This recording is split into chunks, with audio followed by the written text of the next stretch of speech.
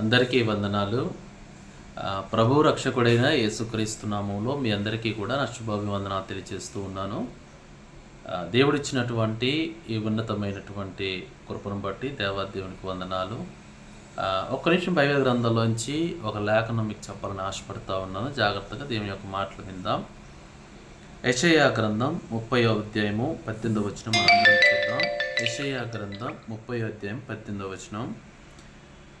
కావున మీ యందు దయ చూపవలనని యెహోవా ఆలస్యము చేయుచున్నాడు, మిమ్మల్ని కరుణింపవలనని ఆయన నిలబడి ఉన్నాడు. యెహోవా న్యాయము తీర్చు దేవుడు, ఆయన నిమిత్తం కనిపెట్టుకోరు వారందరూ ధన్యులు. చాలా ప్రేమైన దేవుని వల్లారా, మన జీవితంలో మనం ఎప్పుడూ అనుకుంటూ ఉంటాం, దేవుడు ఎందుకు నా జీవితంలో ఆలస్యం చేస్తూ ఉన్నాడు. అది ఉద్యోగ విషయమైనా కావచ్చు, వ్యాపార విషయమైనా కావచ్చు, గర్భఫల విషయమైనా కావచ్చు. కొన్నిసార్లు మన జీవితంలో చాలా ఆలస్యం అవుతూ ఉంటుంది.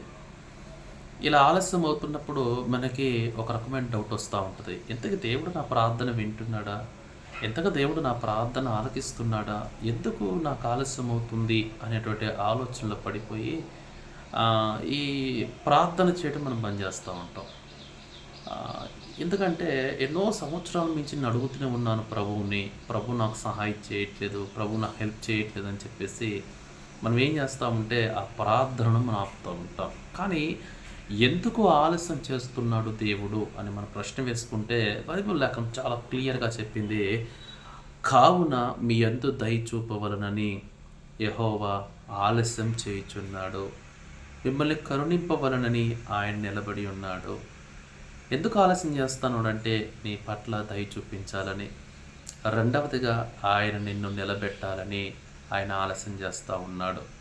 దేవుని వారులారా, ఎప్పుడైతే నువ్వు దేవుల్లో నిలబడతావో, ఎప్పుడైతే దేవుళ్ళు నిలబడతావో ఆయన దయ, ఆయన కృపను పొందుకుంటావు. అక్కడ రాయబడింది ఆయన దయ చూపించడం కొరకు నిన్ను కరుణించాలనే ఉద్దేశంతో ఆలస్యం చేస్తున్నాడు తప్ప మరేదైతే కాదు. ఇంకొక మాట ఉన్నాడు, ఆయన న్యాయం తీర్చే దేవుడు, ఆయన న్యాయం తీర్చే దేవుడు. నీకు ఆలస్యం అవుతుందో నువ్వు అనుకుంటున్నావు, కానీ తగిన సమయంలో ఎప్పుడు ఇస్తే నీకు బ్లెస్సింగ్ ఉంటుందో ఆ సమయంలో దేవుడు నీకు కావాల్సింది ఇస్తూ ఉంటాడు. దేవుని వల్లరా, ఒక చిన్న ఉదాహరణ చెప్పి నేను ముగిస్తాను ఈ మాటలు. చూడండి, ఒక చిన్న కుమారుడు తండ్రి దగ్గరికి వెళ్ళి డాడీ నాకు బైక్ కొనివా అని ఆ యొక్క చిన్న కుమారుడు తండ్రిని అడుగుతూ ఉన్నప్పుడు తండ్రి ఆ చిన్న కుమారుడికి బైక్ కొనిస్తాడా అండి అంటే కొనివ్వడు. ఎందుకు కొనివ్వడు అంటే వాడికి అది తోడడం రాదు, వాడికి దానికి అర్హుడు కూడా కాదు. కనుక ఆ టైంలో వాడికి కొనివ్వడం కుదరదు. కొన్ని సంవత్సరాలైన తర్వాత, వాడు పెద్దవాడైన తర్వాత, సరైన ఒక వయసు వచ్చిన తర్వాత తండ్రి అడగక ముందే తన కుమారుడు ఎన్నో సంవత్సరం చడిగిన బైక్ తీసుకొచ్చి తన చేతిలో పెడతాడు. ఎందుకు చెప్పండి? ఎందుకంటే వాడికి ఆ వయసు వచ్చింది, దాన్ని తోలేటువంటి అర్హతలో వాడు ఉన్నాడు. కనుక తండ్రి కరెక్ట్ సమయం తీసుకొచ్చి ఆ యొక్క కుమార్ చేతిలో పెడతాడు. అదేవిధంగా ప్రియమైన దేవుని వల్లరా, దేవుడు నీకు ఆలస్యం చేస్తున్నాడు అంటే గుర్తుపెట్టుకోండి, అది ఆలస్యం కాదు. దేవుడు తగిన సమయంలో నీకు ఇవ్వటానికి ఆయన వెయిట్ చేస్తున్నాడు తప్ప ఆలస్యం అని నువ్వు అనుకోవటానికి వీల్లేదు.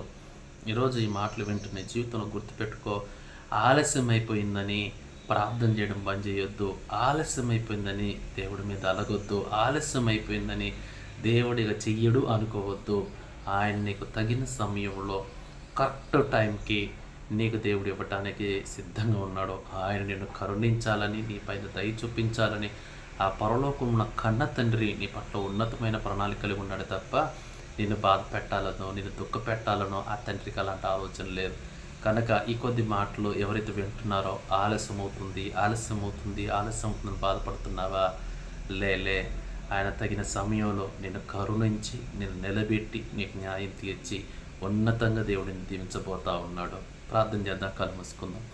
మమ్మల్ని మిక్కిలిగా ప్రేమించిన కన్న తండ్రి, మా జీవితంలో ఆలస్యం ఎందుకు అవుతుంది అని మేము ప్రశ్న వేసుకున్నప్పుడు ఈరోజు నాతో మాట్లాడావు. నన్ను కరుణించాలని, నన్ను నిలబెట్టాలని, తగిన సమయంలో నాకు న్యాయం చేసే దేవుడు అని ఈ యెషయా గ్రంథం 30వ అధ్యాయం 18వ వచనం నాతో మాట్లాడావు. కనుక ఈరోజు తండ్రి, ఆలస్యం అనుకున్న నేను, నా దేవుడు తగిన సమయంలో ఇస్తాడని తండ్రి అన్న ద్వారా మాట్లాడకు వందనాలు చెల్లిస్తూ, ప్రభువా ఈరోజు ఈ మాట ఎంతమంది విన్నారో నీ పిల్లలు ఆలస్యం అనుకోకుండా దేవుడి యొక్క సమయం కొరకు ఎదురు చూసే కృపలో మీరు అనుగ్రహిస్తురమ్మని యేసుక్రీస్తు నామములో ఈ ప్రార్థన సమర్పిస్తున్నాను పరమ తండ్రి. ఆమేన్, ఆమేన్. అందరికీ వందనాలండి. దేవుడు మిమ్మల్ని మీ కుటుంబాలు దీవించును గాక. God bless you. Thank you to all.